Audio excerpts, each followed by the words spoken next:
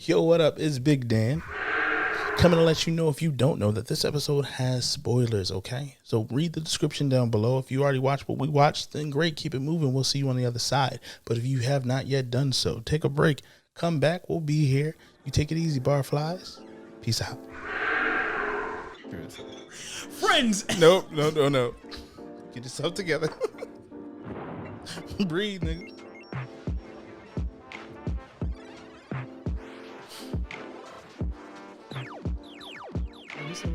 It's been recorded. Why? Okay. And there's the intro.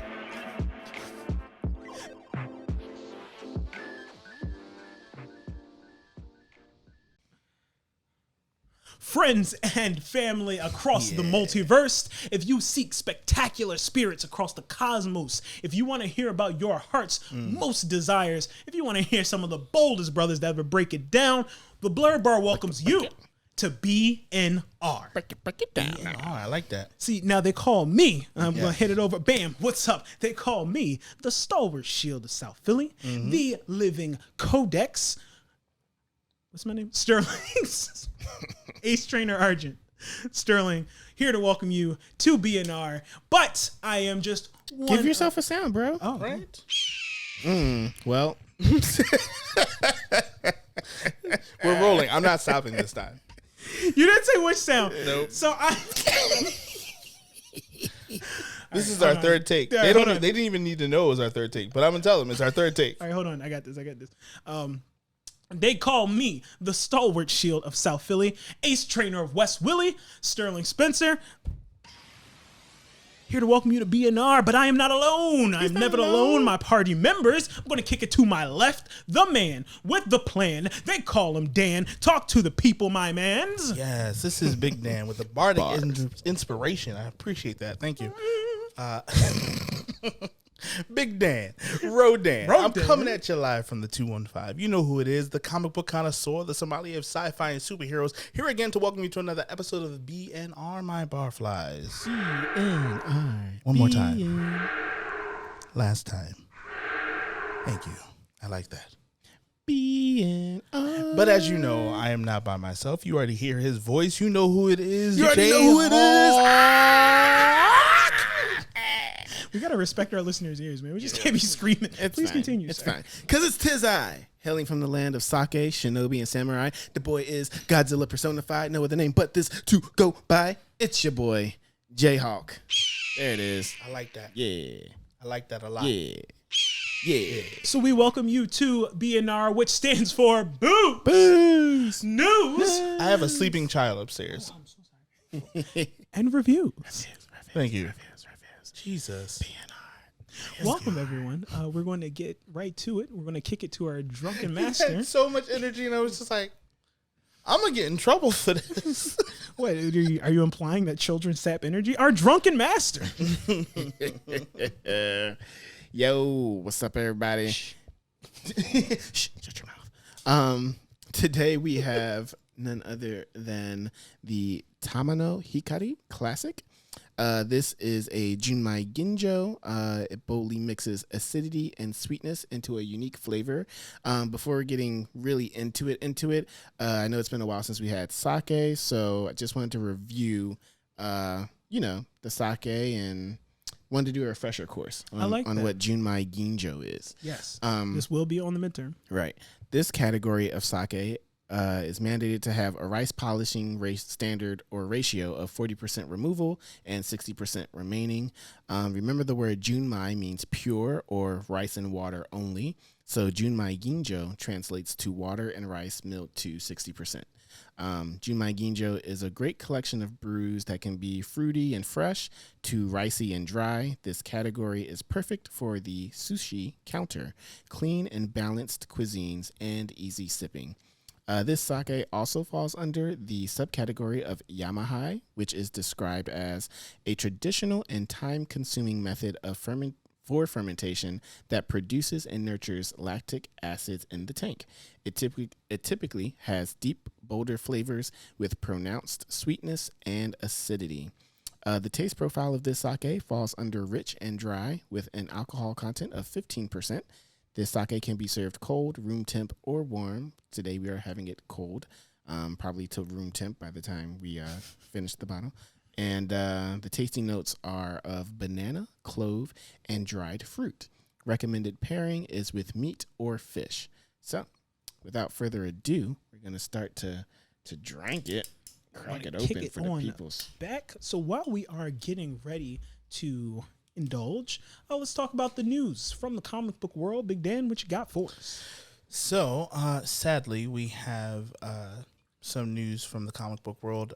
Robson Rocha passed away over the weekend, and he passed away from complications with COVID-19. For anyone who knows the name, you obviously have associated it with the Aquaman artist. He was definitely up and coming, broke into comics around 2010, and had that exclusive art deal with DC Comics in 2016, where he's pretty much been since. So, R.I.P. to one of the legends, man. You know, it's never easy. COVID is still out here. You know, that's not me preaching or. That's scientific fact. It is out here. It is out here in these streets. So it is scientific fact. And then last but not least in the comic book universe, Kevin Feige, who just, you know, for whatever reason, he's just always around. It's true. I think he's trying to be the next Stan Lee. I don't know. But anyway. Is that in poor taste? I don't know. I guess he's just being a mogul. He's just being a mogul, really. Just being a mogul. Yeah. But I mean, he's like almost like the Steve Jobs of Marvel. Mm-hmm. There's always something else.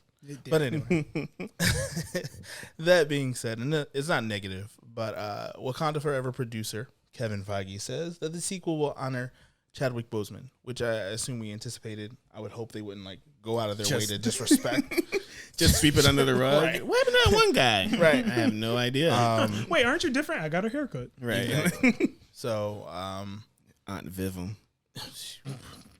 That's a moving on. What else you got for us, Dan? No, I was just going to elaborate on that before that came out of nowhere. But yeah, I would imagine they would just do obviously like a shout out and honor to Chadwick Boseman because they don't want to replace the Black Panther, which I find to be odd, given the fact that the Black Panther is a mantle that literally gets passed down. Yeah.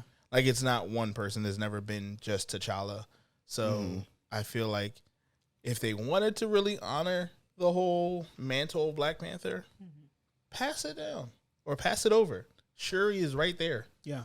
And she was in the comic books, and I think they already have a great person for that role. So why not? And then on top of that, if you're introducing Namor in this one, it makes even more sense to do Wakanda versus Atlantis, which it was pretty much Shuri versus Namor for a period of time. So, Kevin, if you listen to the Blerd bar, we tagging it. All right. Yeah, I said what I said. But that's pretty much it from the comic book news. I'm going to go ahead and sip my drink. Okay, I'll take over real quick because my news is short. We're going to talk about the... y'all ain't give me nothing in here. Can I have some more, please? No, my news is very short. In the world of mobile gaming, Google is about to Thank you. Release the update for Android 12.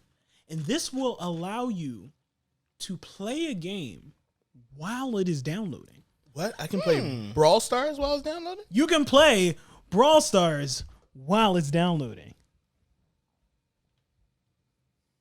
If you don't already have it downloaded. Anyway, this only matters for stuff like the upcoming Pokemon Unite. And Josh looks like he wants to be so disrespectful. And that's all for me. What do we got in the world of the anime? Well, all we have is Netflix's new Spriggan anime is postponed to 2022 to improve its quality further, whatever that means. It was originally scheduled to be available by the end of 2021, but Netflix stated, in order to improve the quality of the work further, we will postpone the start of streaming to 2022. All of our staff members are working hard to create an even higher quality visual experience. We hope that you will wait until the streaming in 2022.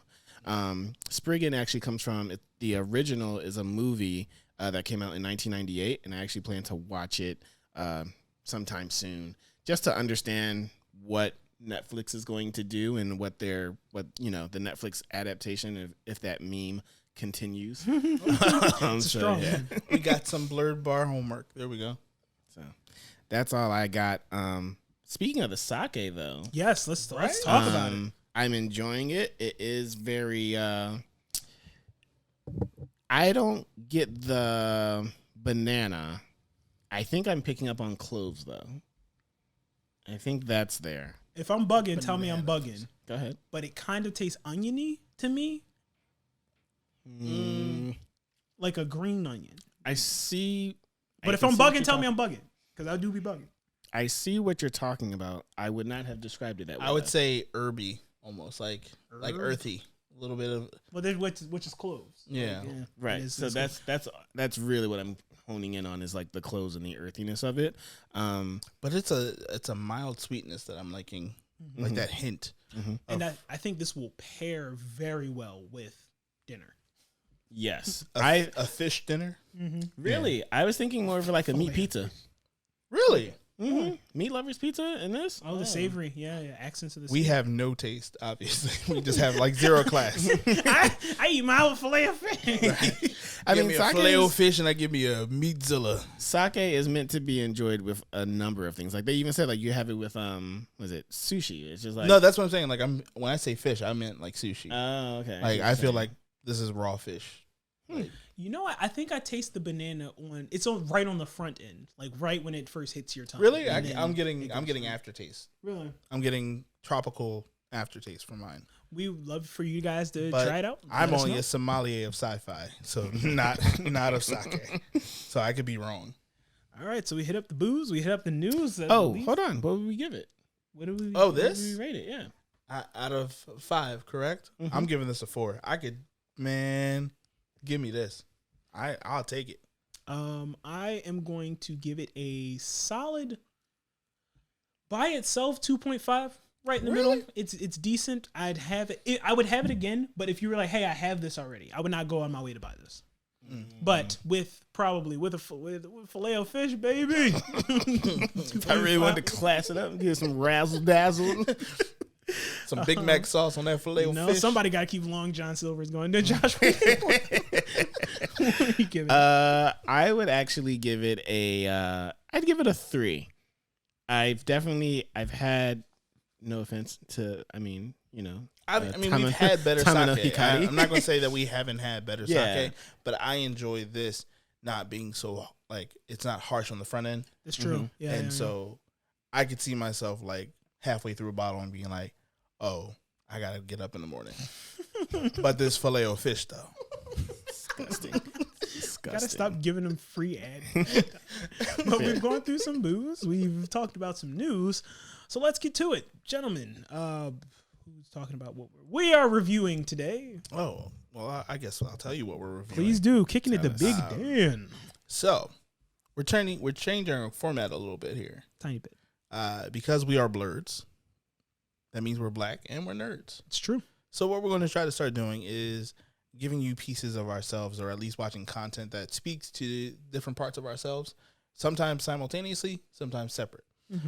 So for our nerdy side of ourselves, we're going to review Demon Slayer, which is currently now streaming on Funimation. And, we got time. Right, so yes, we finally were able to watch it because we don't like movie theaters. I no longer like movie theaters. It's not going to happen. You know what messed me up? Do you know that meme that is like 2 people and it's just the particles spraying at each other? Like once I saw that, I was just like, I've been burdened with knowledge. Nope, my misophonia kicks in, and so not having to hear people munch on popcorn and then still try to appreciate a movie.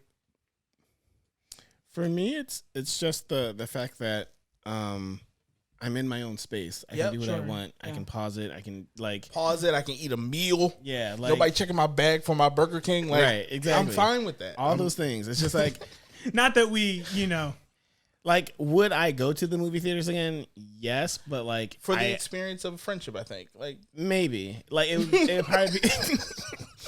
He said I'm sitting in the back by myself. It would probably be something like Endgame again. Like the when they re No. He's actually, you make a really good point because I said that to somebody else the other day. I was like, if it's going to be like one of those have to see events and be around my peoples to like feel it kind of type thing, because you can't relive that moment of Avengers Assembles in your living room. Like you could be like, oh, I remember when this gave me chills, but you was in a movie theater with other people yelling. It was great. Yeah. Like, we were all on our feet. Yeah.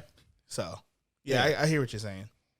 Other than that, I'm home. So we watched Demon Slayer Mugen Train. Yes. Who would like to go first? Josh, you're our anime guy, right? Yeah, you're the guy. I feel like he has more notes than I would have then, because for me, it's anime. I'm on the outskirts of it. I watched it, but let me go first. No, go ahead. Go, please. It's going to be short. Okay, kicking it over to Big Dan. Thank you. Listen, people. Oh, well, slow down. All right. You sound like you're about to choose violence. I'm trying to be nice. I was equally excited about this movie being released. And then I watched it, and I was like, I guess. I think it made its money on the front end because everybody was excited about it. But this was like an episode. This could have been maybe 2 or 3 episodes. I'd say 3 episodes. 3 episodes at the most. This could have been 2 episodes. There was little to no exposition that was necessary. And that's how I felt about it. I can only speak about Big Dan. I can't tell you how y'all feel. Can you explain that more? There was little to no exposition that was necessary. So are you saying that they had just enough exposition, or that the exposition that they did have was unnecessary? So I felt like the movie was a jumping on point for those who don't watch Demon Slayer, right? Mm-hmm. And so if you were like, oh, if you want to go back and watch how he got to the train, you can. Or you could just be like, watch from here and then watch the next season, and then you got your story. I would never suggest that. But why not? They literally went through his whole origin of a flashback dream thing. Because you don't get the high. Are you? Go ahead. I'm not gonna cut you. I'm just saying that having watched the first season and then watching the movie, I felt like I was just getting a retelling. And then when Ren Goku shows up, you're like, okay, he does some kind of cool stuff. Oh, this contains spoilers, by the way. Always. I will film the spoiler message just because we need to start having that up for news and reviews in general. Yes. But this Rengoku shows up and it's just like, all right, he's kind of cool. Delicious. Tasty. Delicious. Oh, you watched it. I watched both, actually. Did you? Because I had time. Okay. Because I was like, because you know what I thought was going to happen? Think about it. Thank you. What I thought was going to happen was I would enjoy it more subbed. And so I went back. I watched the dub first. Hated the voice acting. Watched it subbed, and I was like, delicious. See, you spoiled it for yourself. You gotta. First of all, I am not the anime watcher in the group. That's so I normally will watch things subbed because that's when they get released. But if it's dubbed, I also have 2 kids, so I have to kind of like watch things in the background. Like things have to play in the background. I can't always like read. Yeah. That's fair. And, make sure that the other one's not biting the other one's foot. So, it's, Let's talk drinking gourds, my buddy. I'm going to say, I'm going to give it 2.5. 2.5. It was a steady anime movie. The ending gave me more excitement than, like, the third act was more exciting than the first 2. Yes. Yeah. And then the whole train, the train thing, just... I didn't even talk about that because it just looked like scenes from House, like when like House like zooms into like people's bodies. Oh, okay. And I was just like, it was very disconnecting. It was CGI, which is probably what they didn't need. But you need CGI, buddy. Yep. I'm gonna kick it over to the man himself from the land of the rising sun. Oh, that's me? Okay, cool. I'm not going to kick it to me. I thought you were. I was like, I'm here for it. Like, do it if you want. Like, that's fine. I'm out here kicking things to myself. Right. No, that's cool. Freddie, do, baby. Be great. So there's a lot of things that I agree with, actually, with Big Dan on. What? I think it was. That's the most applicable time for that, right? I do think it's kind of like a. Actually, you know what it is? It's not that it's like there's no exposition. It's kind of like.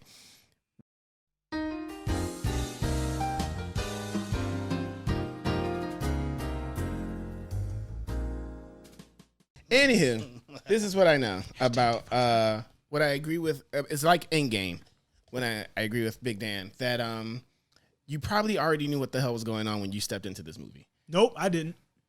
Okay. Let the man finish. Yeah. Go ahead. You probably already knew what the hell was going on when you stepped into this movie. What I will say is that they introduce you because we already said spoiler alert. They introduce you to the train, and then Tanjiro, he actually just sums it everything up. He's just like, "Hey, we got a message from the Crow. He said to meet you, so here we are." And like outside of that, if you didn't know what this movie was going to be about, you either did not look at any poster or any trailer, Or hear the name. or like it's just like there was no exposition needed because everyone knew what was going on. Whether that's because of the internet being the internet. The internet remains undefeated. But it was fine. That part I didn't have an issue with. I do think that the first two acts were just like meh. Like when the two lesser demons show up and the Bullring Goku just goes off. There was a lot of. This was a very classic anime and very standard anime, and I don't know if that's because we have been what is it called? Spoiled. I don't know if we've been like spoiled or I've been spoiled, where it's just like I've watched so much anime that like to pick up on the beats of certain things, it's just like, oh, like they're doing this thing. And it's hard, especially when you know that you're going to review it for you guys. It's hard it has to be very good for me to forget that I am watching this to review. And so I'm like, oh, they're doing the thing I like now. that. Oh, they're like, oh yeah, here's the next beat. Like Jujutsu Kaisen, like that's, you just enjoy it. You just enjoy the experience of it. But this, it was like, oh, I get what they're doing now. And then even at the last act, I was like, oh, damn. Like, I get why they have to do this to the Bullring Goku, but like at the same time, that's fucked up. Like, that's whack. So I'm sure this is going to like propel Tanjiro and his group, his misfits to next and higher levels. Also, isn't this the second time he lost a sword? Mm-hmm. Don't worry about all that. Don't worry about all that. I was like, bro, like this is. I'm like, you lose swords way too this casually. Is serious, yeah. You just We ain't got swords just laying there. So let's talk sake gores, my guys. Sake gores, I give it 3. I think it was a solid standard movie. The issue is, to me, that we know that it's part of a series, whether as like an anime movie, like that's actually just a standalone movie, like you can grade that better because they're telling the whole story right then and there. Finish. Yeah. But with this one, you knew that it's like just kind of like a setup for the next season. So I give it a 3. It was good, but not great. The action was okay. Kind of to what Dan said, to Dan's point. The that final part was pretty cool, but it was also like what you would expect. So Yep. So yeah. That's what I say to that.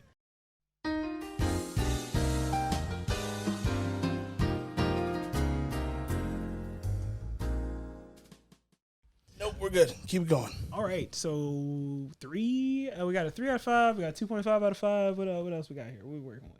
It's you. Whatever you got. Okay, whatever you got. So I think it's very interesting when we judge this movie from it deviating from the norm when it comes to anime movies. When it's like, okay, is this canon? Is it not canon? Whatever. So I think this acting as a bridge between season 1 and season 2, very cool. The pacing of the film definitely up for critique. I think it's interesting that they built more on each individual character of every person that was put to sleep, because you saw so much more of them. In fact, Tanjiro's whole being is made up of pristine love for every person in the universe. He's made up of the talk no jutsu. It's amazing. I can't write this stuff. I would love to see real quick him and Midoriya, goodness, in a room together. I'd watch that crossover. But I think it's the cool parts about the movie. Things I really enjoyed. I really enjoyed seeing Tanjiro being super bold. Tanjiro fighting through things. Love the amount of Inosuke we got. Love the amount of Inosuke and Tanjiro fighting together. I really love that Rengoku set the precedent of this is what a Hashira is. My man said, y'all take those couple of cars up there. I'm gonna take care of these 5 cars back here. So he really set, and then seeing his motion and everything is because we see Tanjiro grow, we see all the boys grow and get stronger, but then they still got a ways to go. So I think that setting that power was cool. And then in the fight with Akaza versus Rengoku, which one, absolutely phenomenal to watch. I was on the edge of my bed, I guess. I was just in there, heart pounding. Great. I'm going to give this 4 out of 5. Oh, you wildin', man. You have a blessed night. No, I enjoyed it. No, I get what you're saying. I enjoyed it. We saw more things. It was really heart wrenching. Now we're going to get into my parental issues. Now I'm just going to say it. Content warning. We're going to talk about. Thank you. We're going to talk about my parental issues. So Rengoku seeing his mom and then being like, "Mom, did I make you?" No. Rengoku was crying. Tanjiro was crying. I was crying. It was an emotional part. I'm not gonna lie. I'm not gonna say that it wasn't. It's just it didn't. I was like, oh, this is cool. The emotions, cool. Right. I was like, he got a whole hole through his chest. Yeah. Giving monologues. I was like, all right. I mean, I feel you. They use breathing techniques. Yeah. They be breathing out here. Yeah. Nah. Yeah, no. I think I was still hooked on the fact that he threw away his sword. Yeah. I think that's what it was. I was just like, really, bro? You ain't never been so mad you just throw a sword? You can't tell me you ain't never been so You ain't never. Listen, when you have rare swords that are linked to your abilities, no, I ain't throwing them away. Yeah. I don't listen. That is literally my livelihood, my survivability. Yeah. And you just chucked it for feelings. Nah, bro. For feelings. No, I couldn't understand. I couldn't grasp that concept. I was just like, I got it, but I thought something would happen where it'd be it got stuck. He dropped it something because the same way he tossed Rengoku's sword, I was like, oh, he's gonna toss the sword. Yeah. We're gonna see him go pick it up. He's still crying, sure, emotions, but nah, bro. I thought that he was gonna be end of the credits, let me pick up my sword. Yeah, let me go get my sword. Homie chucked it and was like, next season? Yeah. Next season. So I think that's another thing that they it's a lot of setup of okay, so how does he are there repercussions for this? There are. Am I the only person that read it? Yes. Yes. Yeah, okay. Yes. There are. So I read comic books, bro. I cannot do all of it. True. I cannot. True. So yeah, it could have been a season. It could have been a season 2. I think it could have been. Arc. I'll say a short half of a season. I think. I don't think so. I think 5 episodes, 5 to 7. I think it could have been 3 episodes. But here's the thing: it wasn't. So we didn't have to deal with the openings. We didn't have to deal with the endings. We didn't have to deal with the skip intro. We didn't have to that time. So it was seamless, which is then. I think that adds to the quality of this story. I think this was too short to be an arc, but if it went on for 3 episodes, it would have been too long for pacing reasons. I think it would have been 4 episodes if you think about it. If you break it down, because it's 2 hours. So could have been 4 episodes. It was 4 but episodes. There was also a lot of worthless filler in this movie. Worthless. Bro, filler. Nezuko did the fire thing. What are you talking about? Listen to me, fam. It's the kids that they did nothing kids, with. We know what happens to the kids, John. They set up the kids to do nothing, and I was like, all right. No, fine. They told you what was going to happen to the kids. No, they was like, we want that long sleep. I get you. But listen, and then Because nobody got injured. no. So like, Then there was very heavy padding for when he fights the train. When he finally fights the train, and I was like, this could be handled in 10 minutes. Well, I mean, anime obviously will turn that 10 minutes into 50, but We got better about that since 2013. right. But I'm saying it was still too long. It was still too long. Okay. All right. It was like, stab him in the eye. There's too many eyes. Don't look him in the eye. There's eyes everywhere. It was just like, all right. There were a lot of eyes. There were. And he kept killing himself in the dream. I was like, I don't know what that says about him as a person. It means he loved his friends out here. Yeah, I would have stayed asleep. I'm not. What I can't keep doing. Big Dan on the train. Yeah. You can't come on the train, bro. Can't go on the train. You can't come on the train, bro. Don't take. You can't come on the L. You can't come on the B. Don't put Big Dan on the train. Big Dan after a while just gonna stay asleep. Because I'm like, oh, is this a dream? This a dream? Oh, I'm good. I'm good. Then I realized I have 2 kids, and I'm like, oh, I guess I gotta wake up. You know. In any event, I think that brings our to a close. We average out with a 3.5 overall from the Blerd bar. If you guys agree, if you disagree, we'd love to hear about it.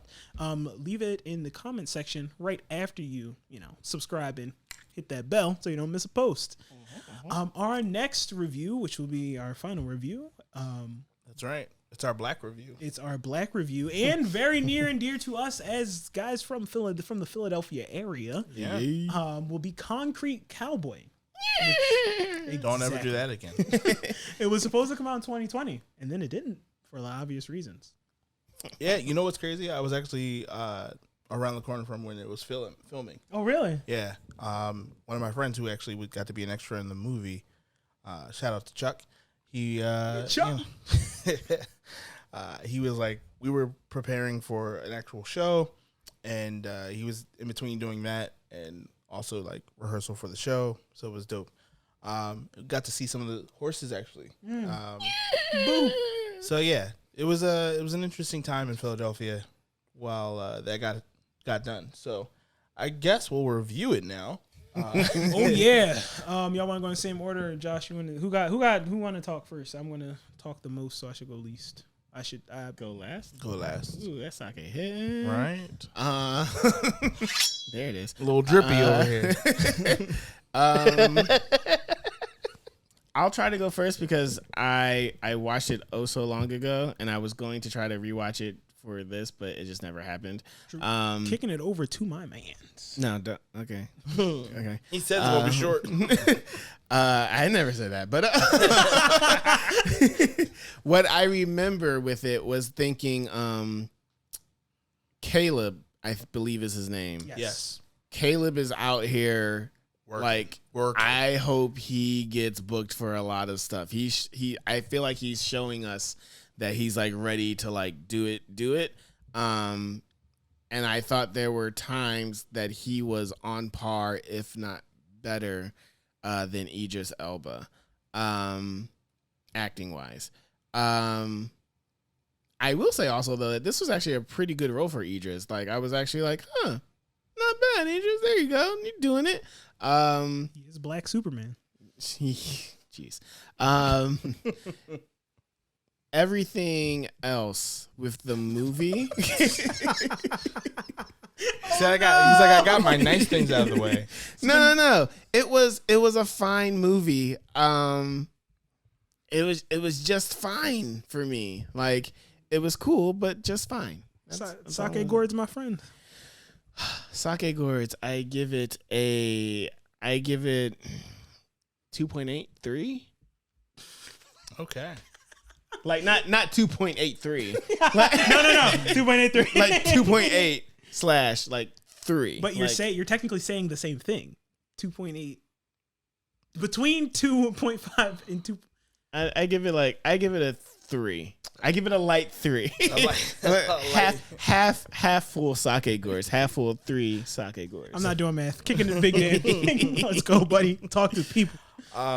Like I said, being like not far from them shooting and knowing the history, and being around that enough to know the history of Fletcher Street and the stables, on top of just like the deep history of Philadelphia, I appreciated all of that. I was just like, this is wonderful. Shout outs to Lee Daniels. Obviously showing love to his hometown, and it's wonderful to see. I strongly agree with Josh as far as the Caleb's star quality. Just like, first of all, going from Stranger Things and just being the black kid in Stranger Things, like starting off just being this black kid from Stranger Things, but then on top of that, just like growing and evolving into the star that he is becoming is phenomenal. And I think that should not be taken lightly. If Hollywood is watching, in general, like if Hollywood is watching him in general, like they should be paying attention, because that's what you want to get out of an actor. Certainly. And he delivered the emotion, the conflict, on top of just like, I'm glad that they put him in Detroit first and then brought him to Philly, because he didn't seem like a Philly bull. He wasn't no Philly bull. He wasn't. Do you think his friend was a Philly bull? Whoa, let me get there. Okay, my bad. Go ahead. Slow down there, little Slippy. Easy there, little Slippy. Easy there. There were certain other qualities of obviously I appreciated like Paris, the actor. Oh yeah, being there, because I was like, it didn't give me Philly vibes. Knowing the history, right? Like watching Method Man be a very New Yorker Philly bull, Idris Elba being a British Philly bull, like. But then like they had that scene with Paris and what was his name? What was Caleb's name in the show? Cole. Coltrane. The scene between Cole and Paris was. Is Paris his friend? The wheelchair. Ah, okay. Yep. Who can actually walk, but for the sake of the role, who is in a wheelchair. Who is actually I don't know if you watch the end credits, but he's a real. I watched that. Yeah. So I thought that was necessary, because I didn't feel Philly at all. Oh yeah. I wasn't feeling Philly at all. Gotcha. I think I heard Bull one time before Paris started talking, and then it was like smush.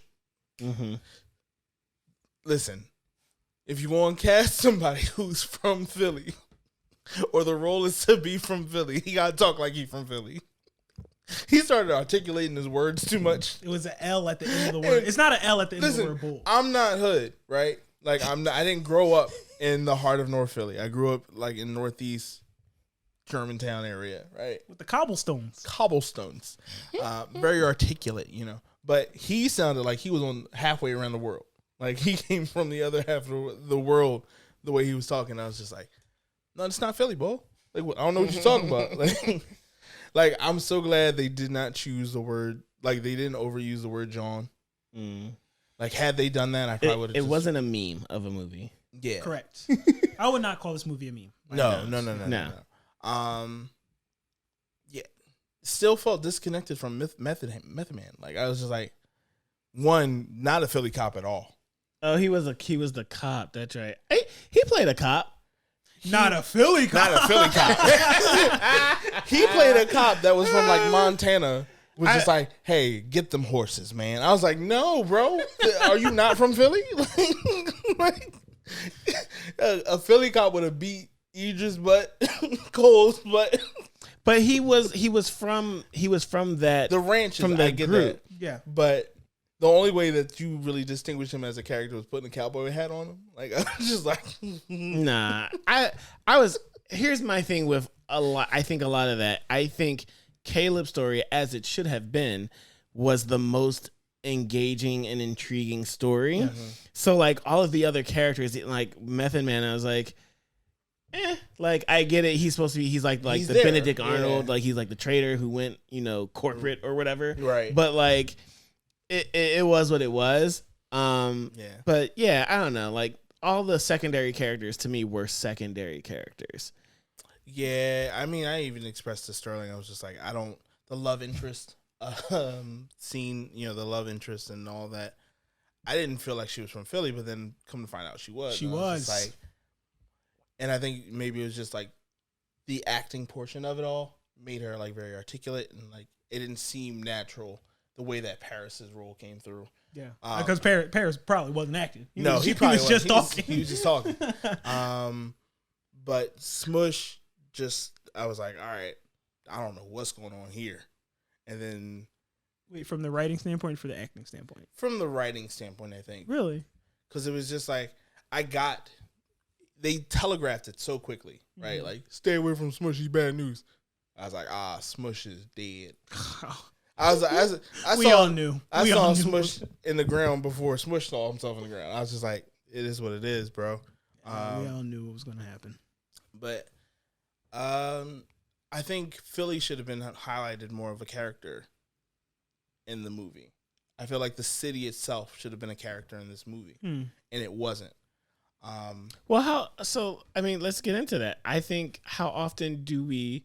I just wanted to get... Oh, go ahead. Yeah, go ahead. Drinking horns, yeah. I'm going to give it a 3. I think it was a solid movie. I think Lee Daniels did his job, and he came out and highlighted Philly and the history that we don't talk about very much. Yeah. Even though growing up, I've seen the horses around there. Like, I've been around that area. Yeah. I still go around that area to this day. And, you see the horses, you smell the horses. And, I think it brought awareness to help hopefully bring them to a point where, hopefully we can save these parts of history. Yeah. So I think that's important. So I'd say it's a solid movie. 3 out of 5, 3.5. Wow. But I'm sorry, I didn't mean to cut you off. No, you're good. That was good. I think the interesting thing is for Philly to be more of a character, I have to think about how often do we really see, like, because they are a small group, right? Right. Yeah. And so, like, it is still weird to see a horse in Philly, like to the point where it's like it's a meme where it's like, oh, another day in Philly, like, and you like it's like a person on a horse. It's like, well, yeah, like we do that though, like right. It's a thing, but it's not that blatant of a thing or not that common where it's like oh snap, a horse. And I think the longer you live here, the more you're like you pick up on it, and it's like not as novel. But for somebody to come, you know what I mean? Like, I don't know how many people come here for like a weekend and like they see like 3 people on horses, you know? And like I said, I'm speaking more probably from my own perspective. That's true. But I used to go to this camp, and whenever it was over the weekend, so whenever we came back to the city and like on Sunday, we'd just see like random things about Philly, and the driver would be like, "We back, y'all," and a lot of times it'd often be like bulls on horses, and we were like, "Oh, we in Philly, we're back," and we back. So I think that's what I talk about as far as like Philly being a character. You know, like we saw like them going down Ridge, or we saw them, Ridge Avenue. Like, we saw 8th Street, and I was like, "Oh, a Poppy store, you know, a convenience store, or whatever." I've been like, in that store actually. Exactly, and even like the house, right? Like where I would never believe that a horse was in that house, but the house itself, just like the overall layout of it. Oh yeah, I was like, that's somebody's house. That's somebody's aunt. No, that's somebody's aunt house. I didn't want to like shame nobody, but I was like, no running water, like, you know, 3 things in the fridge. I was like, I've been to somebody's house like that, and you know, it is what it is. If I could piggyback off of just seeing the horses, I think, and I guess the concept of the city being more of a character as well. Like I was raised in South Philly, so I would see the horses, and I'm like, oh yeah, we at 40th and Girard. They be around here sometimes. Yeah. Like right before North, Philly. Right, yeah. Almost before North. But like before, yeah, you go down, keep going down Girard. Anyway, so I think when. Like I was raised in South Philly and I ran around South Philly. Then I moved to West Philly and I ran around West Philly. But watching this movie was interesting because I was like, I know the layout of Philly. Like I know how this definitely is Philly. Like when you look at it, but it's not a part of Philly I'm familiar with. Like you know that part of the map that like it's still dark because you ain't go all the way in there yet to like the whole thing up. That's how I feel. No, they call that area the Village, right? Like it's right next to Strawberry Mansion. Yeah. So I've been like that. I get. There's still like this giant map of Philly that It's a a lot of pretty people large have place. not been to, or like you don't frequent, so you'd be like, oh, I took an Uber past there. Yeah, like And you're like, I didn't know. Torresdale. I don't know about no Torresdale. Philly is very Tioga. much. They talk about it a lot. Like I remember somebody said, Philly is a small town that thinks it's a big town that acts as a small town. Like there's layers to it because there are so many little pockets and like neighborhoods. But then also like even when I think about me growing up, like I had lived in North Philly like for a large part of my living time. Being Life? alive. There it is. Is that what you wanted to say?